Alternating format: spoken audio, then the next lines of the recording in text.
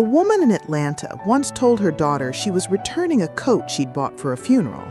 3 days later, at the repast, 17 people asked where she got it. She never returned it. That's not a story about a coat. That's a story about a woman who understood something most of us have to relearn every decade. The moment you decide to disappear is exactly the moment you get seen. Grief, invisibility, being overlooked in a room full of younger faces, these are the moments style is supposed to fail you. And yet, again and again, it's Black women over 50 who walk into the hardest rooms of their lives and somehow leave looking like the only person anyone remembers. Why does that keep happening? Why do the women who supposedly have less to prove end up being the ones nobody can stop looking at?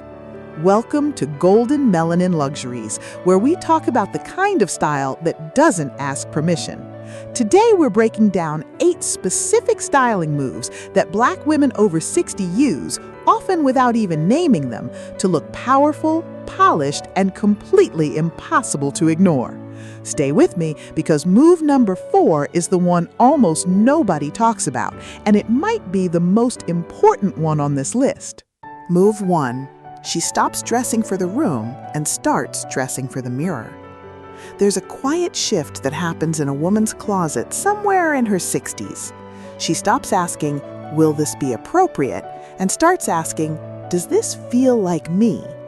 It sounds small. It changes everything. A woman dressing for the room shrinks. Safe colors, safe cuts, nothing that draws a second glance. A woman dressing for the mirror expands. She'll wear the emerald blazer to the grocery store. She'll wear the bold head wrap to the doctor's office. Not for attention, because it's Tuesday, and Tuesday is still her life. Think of a woman named Yvonne, 64, who started wearing red lipstick to her hair appointments after her husband passed. Not because anyone told her to, because she caught her reflection one morning and thought, "I still like her." That's the whole move. Stop auditioning for a panel that isn't watching and start dressing for the one person who has to live inside the outfit, you. Move 2. She lets her hair be the crown, not the afterthought. For a lot of us, hair has carried decades of complicated history. What was acceptable in the office, what was called professional, what wasn't. Somewhere past 60, a lot of Black women simply stop negotiating. The silver locks come out unapologetically. The natural gray coils get worn in a high, proud puff instead of hidden under a wig bought to please someone else. The silk press gets replaced by a wash and go that takes 20 minutes and says more about confidence than any styling product ever could.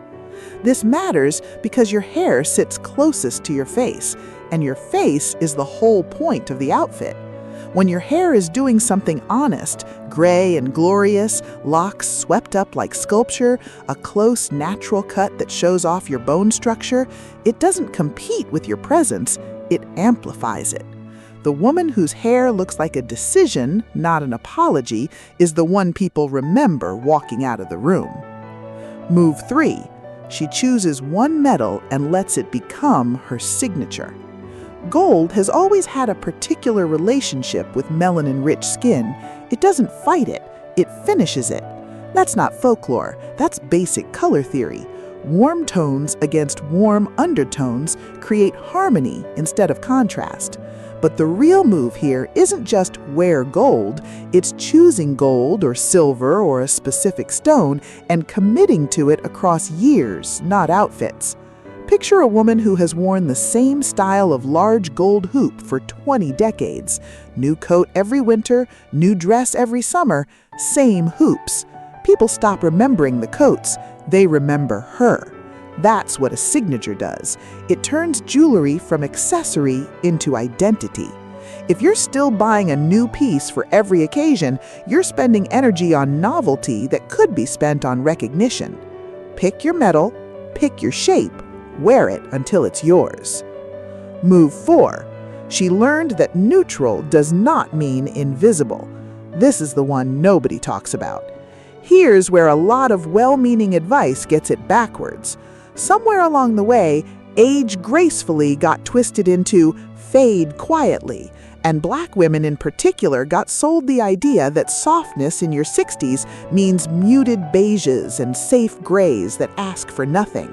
But watch a woman like Pat, 67, walk into a room in a camel coat, cream turtleneck, and gold cuffs with nothing loud on her at all, and notice how the room still turns.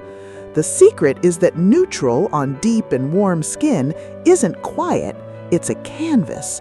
Rich brown, camel, cream, and ivory don't fight your undertone, they frame it, the same way a gallery frame doesn't compete with the painting inside it.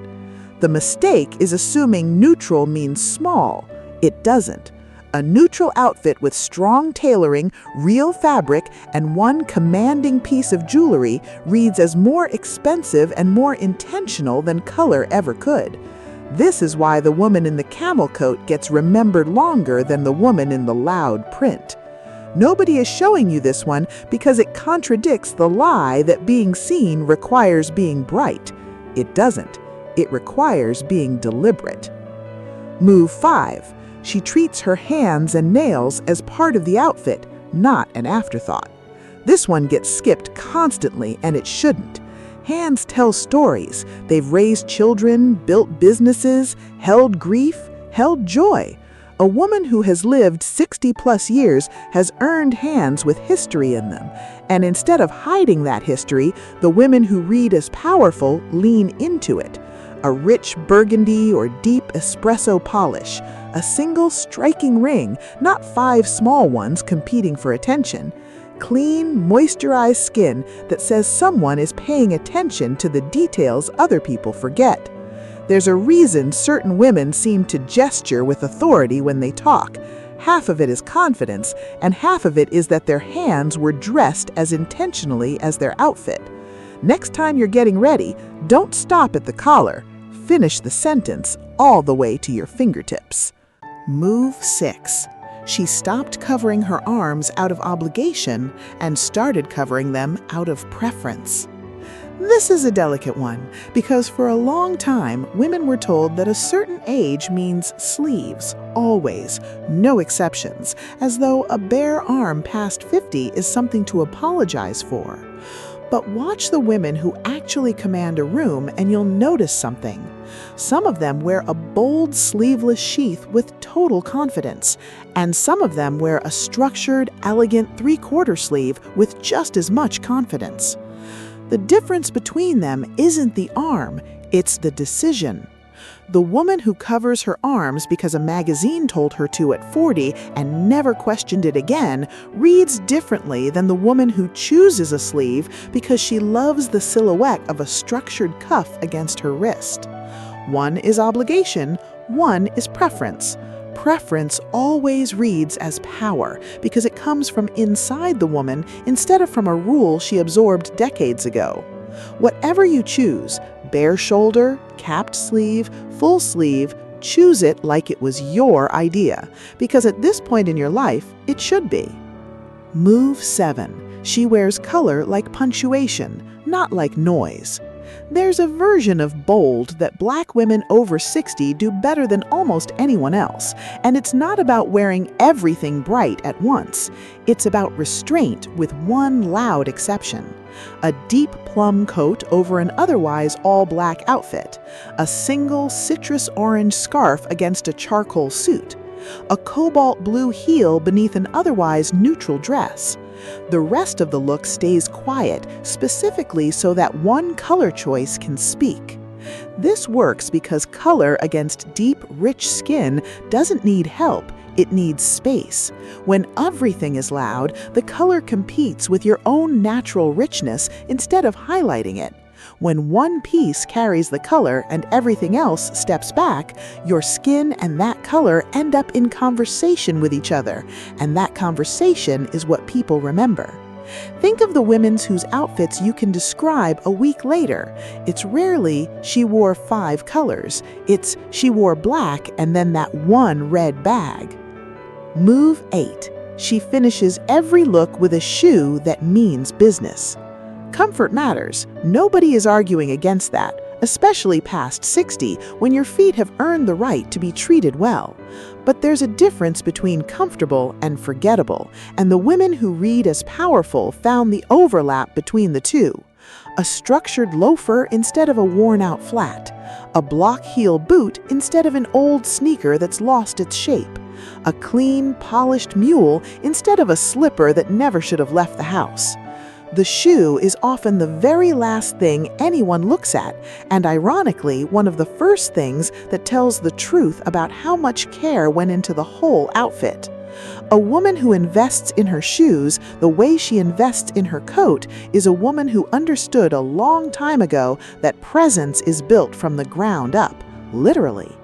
Comfort and polish were never actually enemies. The women who look unstoppable simply refused to accept that they had to choose. Here's what ties all 8 of these together, and it's worth sitting with for a second. None of this is about hiding your age, correcting your age, or apologizing for it. Every one of these moves comes from women who stopped treating 60, 65, 70 as a countdown and started treating it as a rival. The silhouette, the hair, the signature jewelry, the neutral palette used with intention, the hands, the sleeves worn by choice, the one loud color, the shoe that means business, none of it is a mask. It's the opposite of a mask. It's what happens when a woman finally stops performing for anyone else's idea of appropriate and starts dressing like someone who has survived, thrived, and earned every gray hair and every laugh line on her face. There is a particular kind of power in a Black woman over 60 who has decided she is done shrinking. It shows up in the church pew, in the boardroom she still walks into as a consultant, at her grandchild's graduation, at Sunday dinner.